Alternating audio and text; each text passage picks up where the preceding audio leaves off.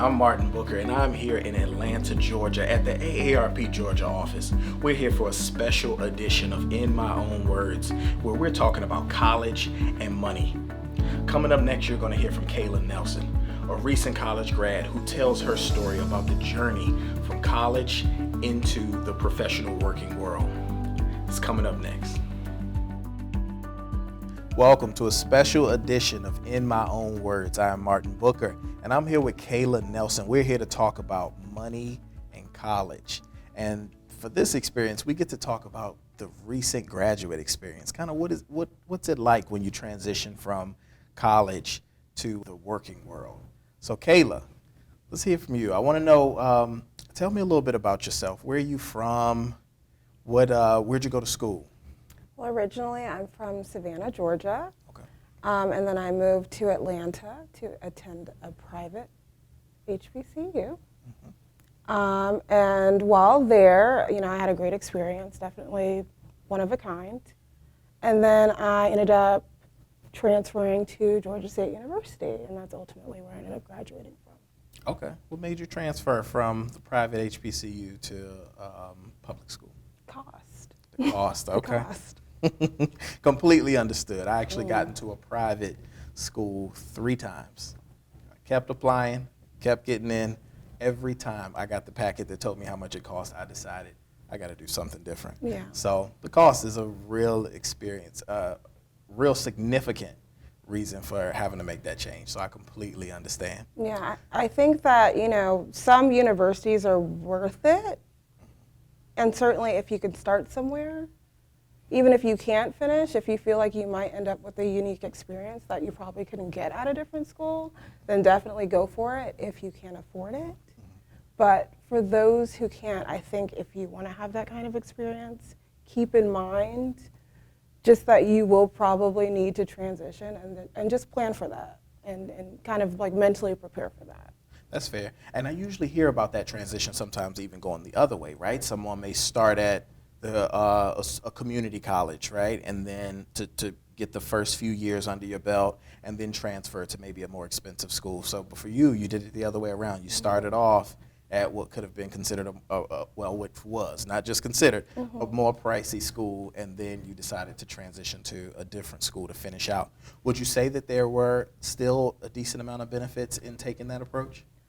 Yeah, I think, the relationships I made there were great. I think just the experience itself, it's so unique where I was, that specific college, that you can't get that experience anywhere else. So I kind of tell myself like that's what I paid for. Okay. That first, second year experience there.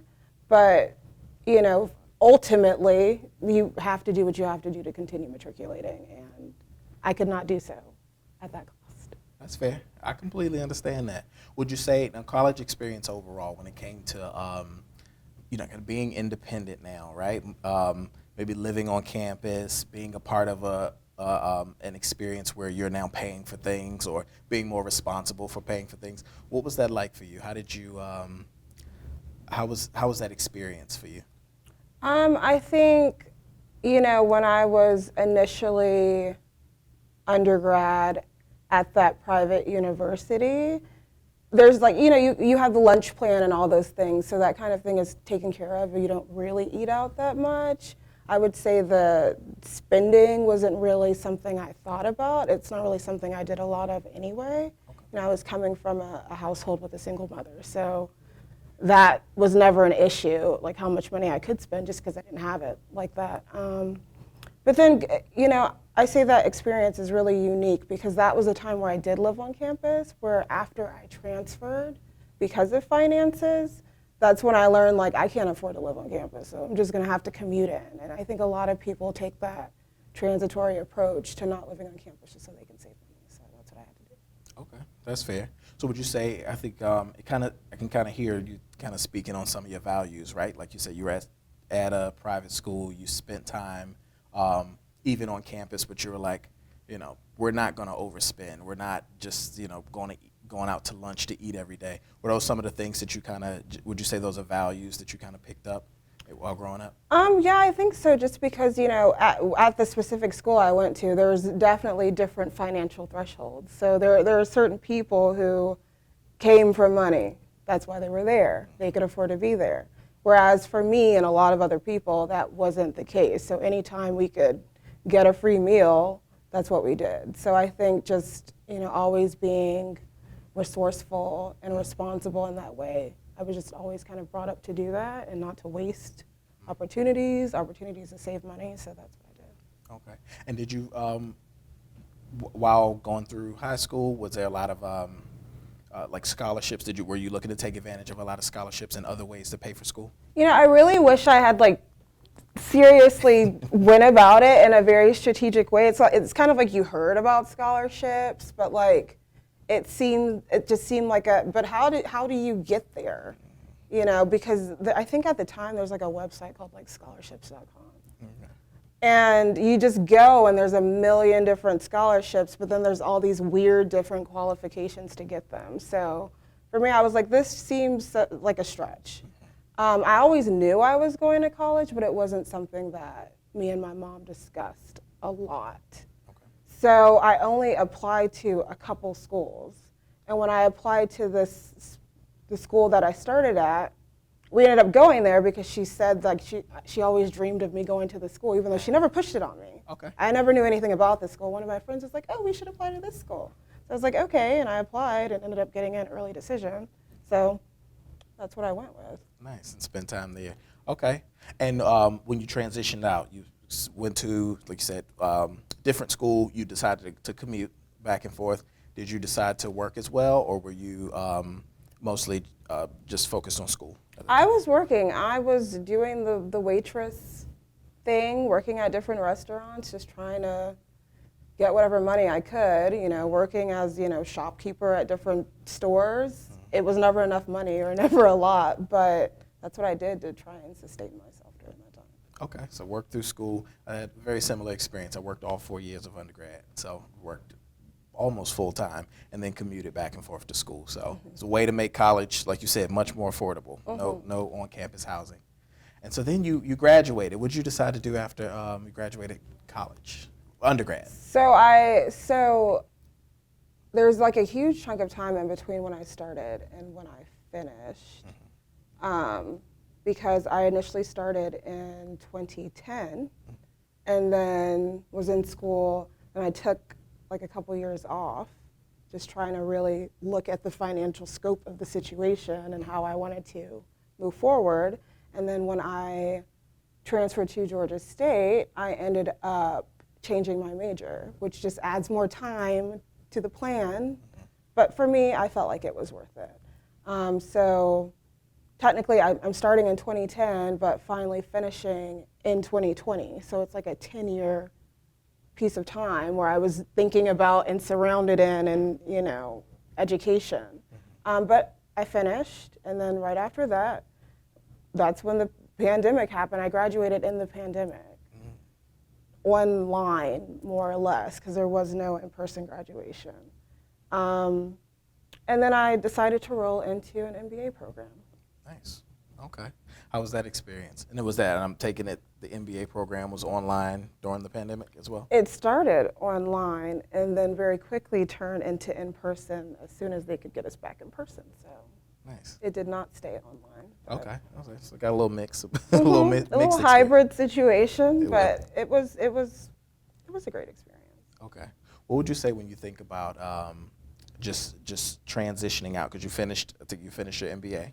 Okay, congratulations. Thank you. It's an excellent degree to have as an MBA. So coming out of your MBA program and kind of moving into the full-time working world, how was that transition?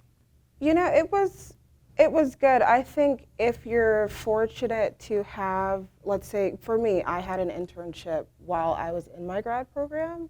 So if you're fortunate enough to be able to stay at a company, I think you're really lucky because, applying for jobs is very difficult and very taxing.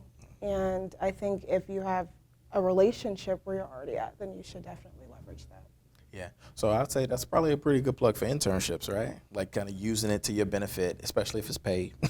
Paid internship can Hmm. possibly move into employment, or even just provide you with a network of people who have seen your work, know how you work, and can help you possibly network into another position if needed. Definitely. I think it's super important to really just focus in on those relationships that you have during your internship, because even if you don't stay, you end up with people who are willing to give you references depending on your level of work and your work ethic.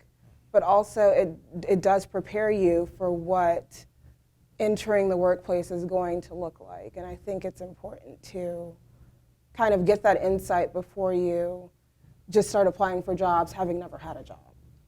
Okay, that makes sense. All right, so when we think about the transition from, like, say, being an intern to now full-time employee, no longer worrying about school, how is that? So when you think about the financial aspect of that, what would you say the biggest surprise was for you when you moved into just full-time employment without college being a part of it?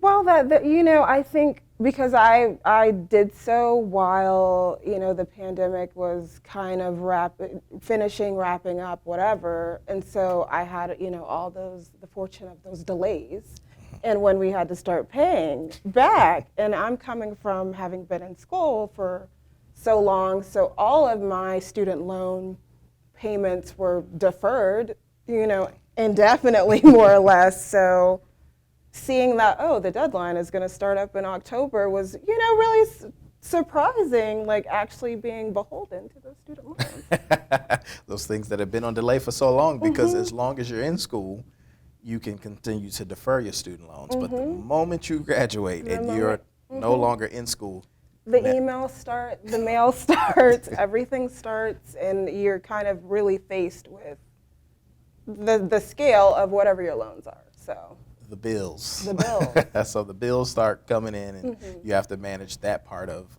the process. Yeah. What would you say if there was something that you would share with someone that you would have done differently, or that you, when it came to either paying for college, things that you would have done financially while in college? What are some things that you would share with someone that's watching? I would say to just honestly, I think I've had this conversation a couple times with, family, and then I have my siblings who are now in high school. And if you're not going to get a decent scholarship from a private school or even a public school, there's nothing wrong with just going the community college route, doing as well as you can, and then maybe transitioning once there's some money waiting for you. Or if you can, take advantage of certain grants, definitely do that. But unless you have the finances for private school, don't. You just don't need to do it. Just because there's no, I think growing up there's always like shame and community college and stuff, but they're actually affordable. And not only that, there are a lot of people who really should be pursuing interest in like technical trades, and they pay well. So why, I think when I was coming up, it was just about getting into college one way or another. You had to, but there wasn't really any direction of like, how is this going to ultimately affect me once I graduate? What are my finances going to look like later? It was just kind of like you could never see it. It was so far off. It was just never a concern Yeah. until it became a concern. So I think if there are cheaper routes for you to take them.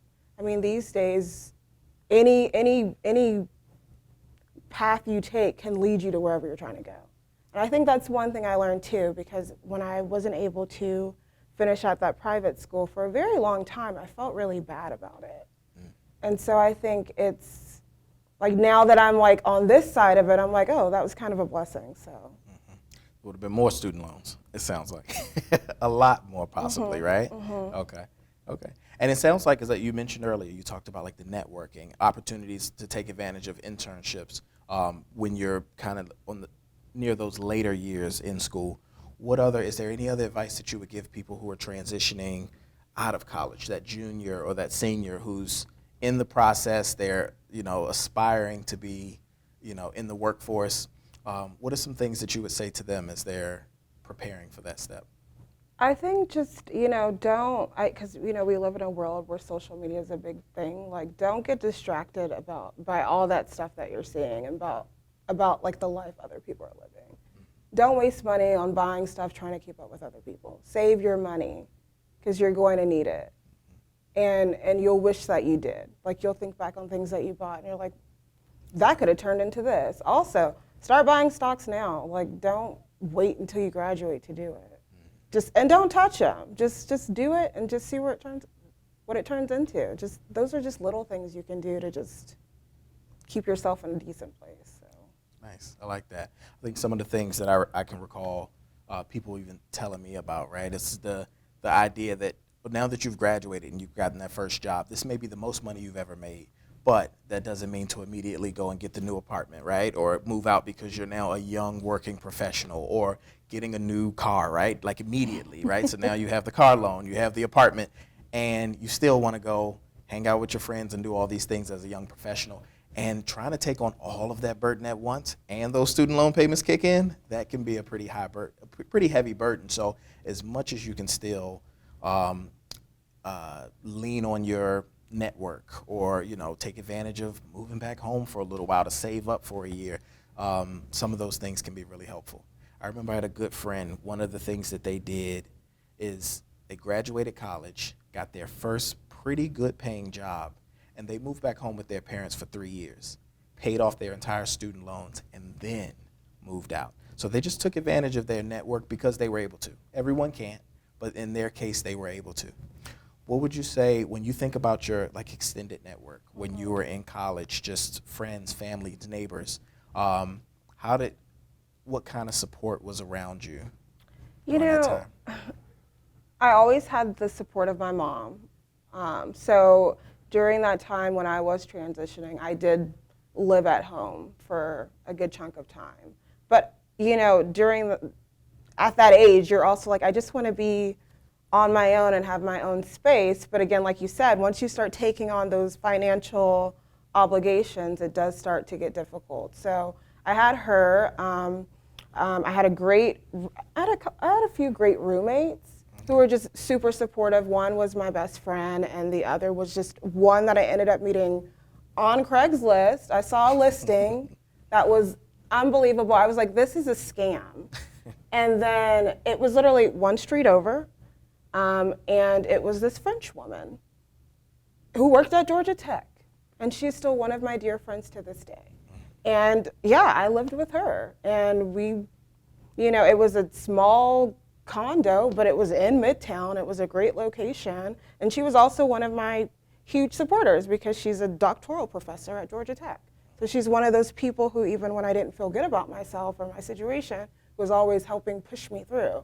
So I definitely credit my ability to get through school largely to her and my mom and just friends who were around to help support. Nice, that's awesome. Okay, well, thank you. That's a great story, and it's kind of good to hear that there's always people around. There's someone that supports you in the process, whether it be financially, emotionally, just a few words of encouragement. Do you recall any?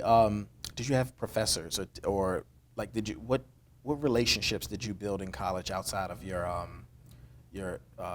roommates or family that you can kind of look back on for networking, for connections and things of that nature? I had some great professors, and I think and that's why I say that there was a cost associated with changing my major, but because I changed my major, I ended up with these amazing professors that were largely in the business realm, entrepreneurship realm, who served as mentors and who were people I could just call up, just for support, or what do you think about this idea? How can I go about pursuing it? That kind of thing. And so I had that at Georgia State because I made the leap of faith, whether I wanted to take it or not. And it ended up leading me to having those good relationships that I still have now. And I'm currently working with one of those professors on a project here at ARP. Nice.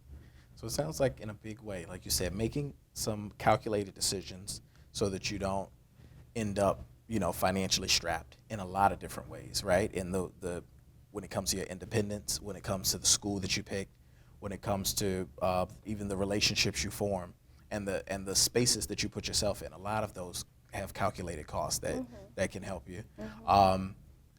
What if there's any last words that you would share with someone who's in school, with a parent who's looking to put their children in school, with a young professional who's about to who's now transitioned to this side?